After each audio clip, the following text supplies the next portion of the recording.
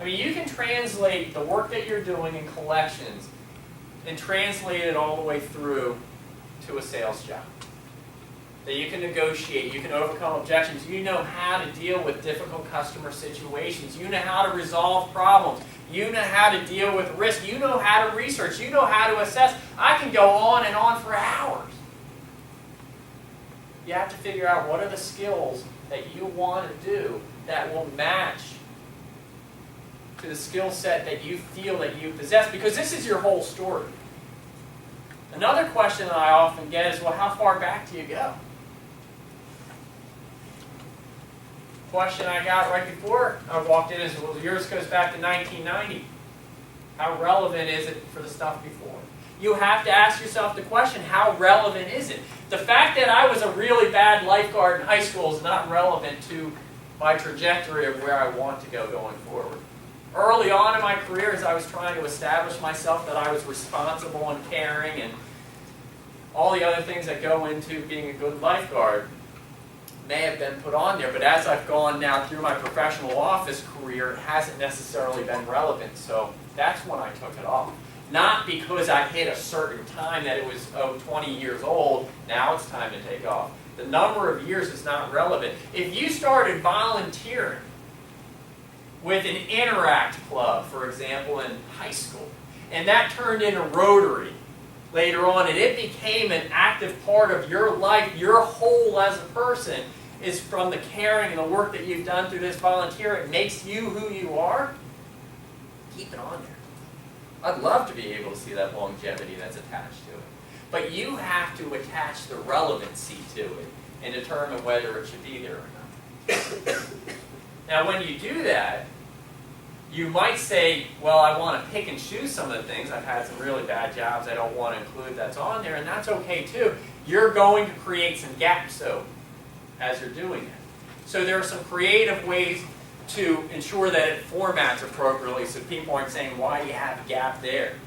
So you might want to batch some of the things that are together. So maybe you have a section dedicated to previous work experience before you started at the bank, or previous experience, whatever, however you want to phrase it that tells your story, and then you can just clump it all together, is one way to do it.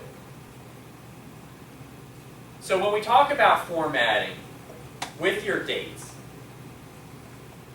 should you include the months? Does it have to include the month?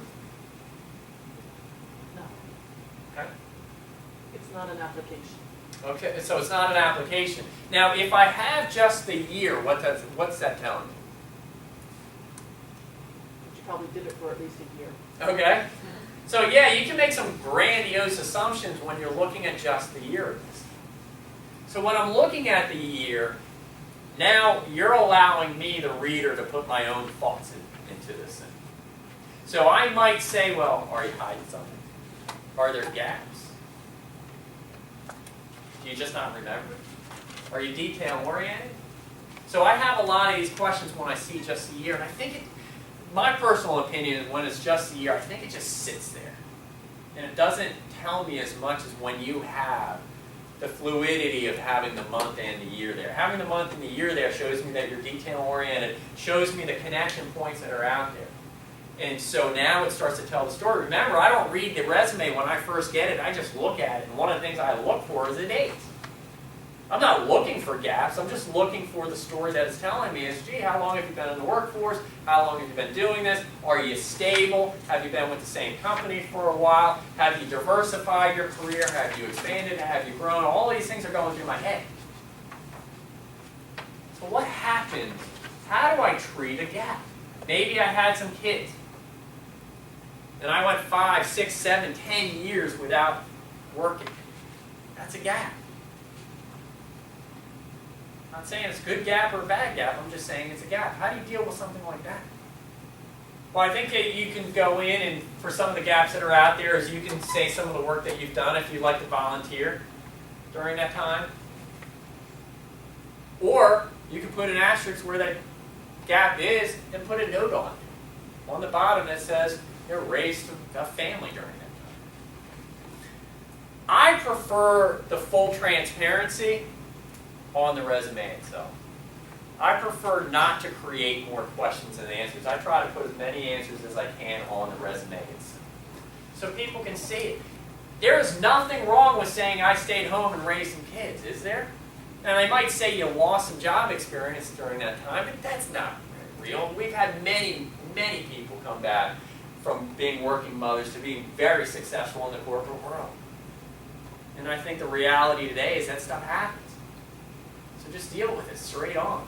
Don't try to hide it that's in there. And I've seen that happen too much. And the economy we're in right now is you're going to see more gaps that are going to become the new norm. And so I'm not going to say it's more acceptable, but I'm going to say it's more understandable. The question is, what'd you do during that time? So you can talk about some of the research that you've done or the assessments that you've done, or maybe you've gone back and re-educated yourself or retrained yourself with a different skill set, different profession. Maybe you volunteered someplace while you're waiting or looking for that new job that's out there. You can build upon this. You can talk about if you had a part-time job in between during that time, or even a sporadic job in between, or even if you said, hey, I did yard work during some time while I was waiting for work. It's still work that was done that's out there that's showing that you were responsible. You don't have to have it so clean that you're not allowed to have gaps. You just have to be willing to accept the gaps that are there and explain them in a way that people can understand. I know that there's often questions about, well, should you put your graduation date in your high school or college because it might tell you what your age is. Too young or too old. Some people are like, I don't want to be so fresh out of college, they're not going to want to hire me. Or I've been in the workforce for so many years that I don't want people to not hire me. How do you deal with that? Do you put the year down? Yeah, you put the year down. You earned it. Yeah. I mean, I'm with you. I'm in the full transparency boat of here's who I am. I graduated on this date. I've been in the workforce. That's my experience. That's who I am. And I will prove myself to you. Hopefully my resume tells a good enough story that you're going to want me anyway. But I know that there were some concerns out there with discrimination. They say, well, someone could discriminate because of age, or I don't want it out there because I don't want that to happen. I will tell you to make sure that you research the company that you're applying for, and that you know exactly what you're getting into, and that you have a trust factor in doing it. That if you're untrusting going in, and then you get the job, how trusting are you going to be while you're there? You just have to be careful. So I am, for the full transparency, take me who I am. Well, the other thing is they're going to see it at some point. If they disregard it because it's there, then it's disregarded. You've got nothing that's going to change it, number one. But once you get there, they're going to see how old you are. They're going to see if you're fresh, if you're old, if you're experienced, or if you're not, Yeah, and that's in the face-to-face side of it. Today's technology, you can just do it over the phone. There's a lot of phone interviews and stuff. But, I want you to look at who I am. I'm not going to sit there and try to hide anything from you. This is when I graduated. This is how old I am. It's a fact. That's where I am. And you want to work for a company that wants, if you've been in the workforce for a while, they want that experience. Or if you're brand new, they want a fresh perspective. They're going to want that stuff that's out there, and you will have to be able to sell it. Your resume is one of those tools that you use to sell and market yourself. Make sure that it tells a full picture of who you are. So you're not worried about just that date. You're worried about that date and then the rest of the story that's being told within the resume. Because that's what this whole thing is telling you about. So I get people that are so caught up in that one little thing, that's where you're putting far too much worry into it and not enough thought. Your thought needs to go into the right language that you use to make sure that you're telling a consistent picture about who you are, that you are a strong, loyal employee who has these skills. Who wouldn't want you? I don't care how old you are. Seriously. Your resume needs to be able to tell that story about it. What other questions do you have there? I noticed you don't have any references on here, and with the company's policy on doing references, like how do you handle that when it comes up when you're applying outside of the company? Like, well, you have no one I can talk to verify all of this. I mean, they can tell you your job title, but they're not gonna go into depth at what you did. There's a couple, the question is relating to references. I actually just read an article which was interesting because it said don't bother having references available upon request. And my resume at one point had that, but there's no need for it because I'm going to ask you for references whether you want me to or not. If that is my policy and I ask for references, I'll get them from you. Your resume doesn't have to be the sole document that says that. The other thing is, there are other means of getting references these days. There's Facebook, there's LinkedIn, there's other places that I'm looking in to check your history and profile anyway. So I'll go ahead and ask you. In addition, the applications themselves often ask for a name or a contact information of someone you want to reference. So when you put both of them together, it tells the full picture. But you couldn't use someone at this company, like, so who would you use, like, I mean, does someone you know in your personal life as a reference? Or? I've been with the company for 22 years, so I know enough people that are no longer with the company that would reference. But it's an interesting piece because anyone who's involved in LinkedIn, I read in a recent article that suggests that you have up to 20 references on LinkedIn. And the most I've ever seen was 2. So then I started looking at our social media policy here at the company that says you can't use someone internally here, nor can you, working for the company, give a reference for someone. And I was like, all right, well. And then I went back and I actually put some requests out to some people that I used to work with in the past, and actually the number was a little bit higher than I would have expected, which is nice. So you have friends, you have family, you have relatives.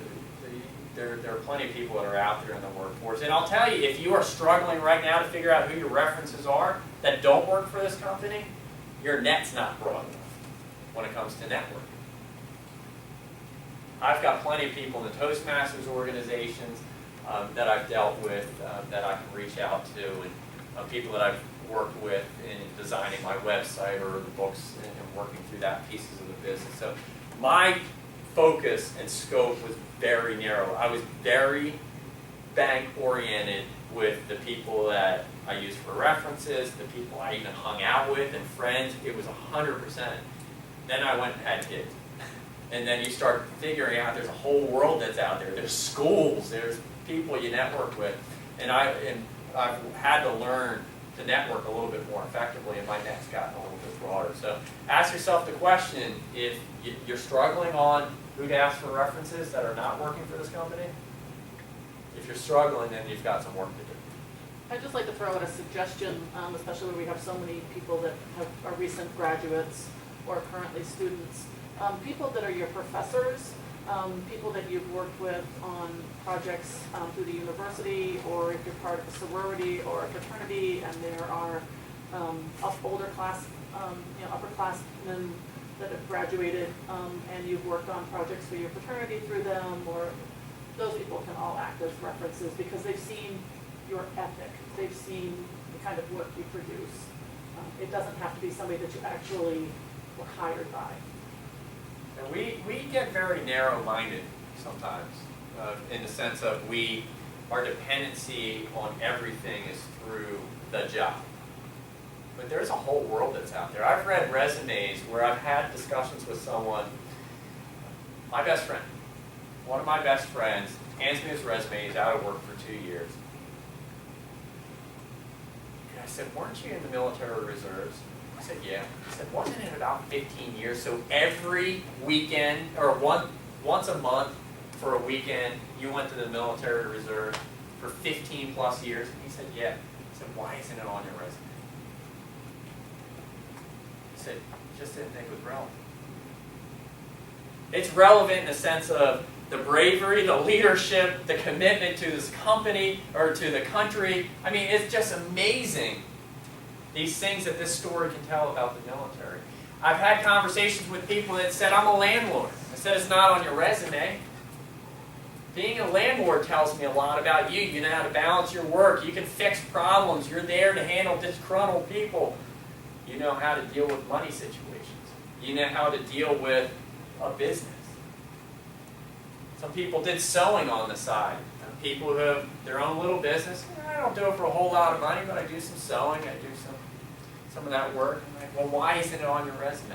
I once had someone come in and say, my manager told me not to put anything outside of the bank experience on my resume. And I've heard that more than once.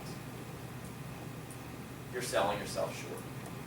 Your resume needs to be an entire picture of who you are, from the things that are relevant in your life that will help you with the skills that you have, or that you have that can help you into the future. So go back and look at it from a holistic approach and say, do I have everything on there that I want to include that's on there? Your volunteer activity, side jobs that you've done, responsibilities that you've had outside of work that you may not necessarily think that is relevant, but when you try to tell that story about yourself, it is who you are. Make sure that that stuff's included. What other questions? Do you find a need in your experience of other employers requesting writing samples coming from, I mean, not specifically this field, but if we were moving from this field into a similar field but not exactly the same, what could you use, or could you use anything? I personally don't hand them a book, but that's a different story. I haven't gotten that request a lot. I have heard that it's out there. It depends on the job itself. The one thing that I have learned through this experience in the last couple of years of dealing with this is that you should find, and I've seen it in many other places on personal development, is write every single day. Whether my daughter blogs, I know who she's blogging too, I do.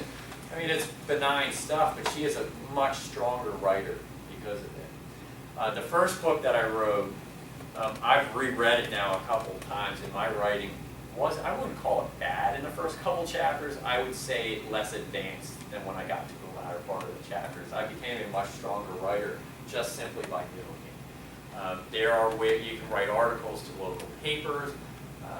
There are newsletters that are out there. There are internal newsletters if you've had anything published there. Toastmasters does newsletters that I periodically write to. There are emails where there is eulogies. There are so many things that are out there. I will tell you, to get into a habit of finding something to write, even if it's keeping a personal journal of the things that's going on, and find a way to write every single day, even if it's a blog that no one reads, because it will only make you stronger. But if they do ask for a writing sample, the question is, do you want something fresh or do you want something that's from the past? And either way, you can find a way. What's some feedback you've got on your resume? It should be 2 pages. Yeah, that's what we're told. Should be 1, 2. Should be 3, 2. That's what you get. But it's a great point. There really isn't a right or wrong. Yes. On this example, it's front and back. Do you suggest that that's acceptable? It's front and back print, or would you print this on 3 pages? How green is the company you're going to? Yeah, that's actually what's running through my head right now. I have a personal preference of 3 separate pages, but I'm not. I wasn't responsible for the copying of it, so it's really not relevant for this type of setting here. But I would say, listen, I would save the paper and just do it there. But you have to realize in today's environment that the fact that the paper copies, you're not going to need those as much. You're going to be sending it all online, which is interesting because I've gotten some feedback from some of the HR people where I've emailed it back home to myself and it doesn't look the same as when I originally sent it. Oh, those operating systems do some funky stuff to your resumes. It's actually very well respected and well known in the HR industry to take that with a grain of salt. So if I have something that shows at the top page 2, and then all of a sudden I send it home and then there's a paragraph and then it says page 2, that happens. People aren't going to sit there and say, oh, look, that's a typo. We're going to call that a formatting glitch through email. Don't get so caught up into those types of things that are out there. But try to have it in a way that when you test it every once in a while, email it to somebody and see if it changes a little bit. But it is an interesting piece. I would have, if you go to an interview, I would make sure that you have a resume, whether you want it on 2 pages, front and back, or 3 is not as relevant as making sure you have a copy for yourself and someone else. And actually have a couple extra copies with you. with the assuming the sale that you will have multiple businesses. Yes? I have a question. When I list things, for example, I recently started volunteering, well, not recently, but I've implemented some new changes and I've planned some new fundraising events. And so like this year, if I was going to say planned a walk, increased participants by 50%, does that look ridiculous because it's really only the second year that I've done it? No. Okay. Because I mean, I know it sounds impressive, but then when they're like, what were your walkers last year?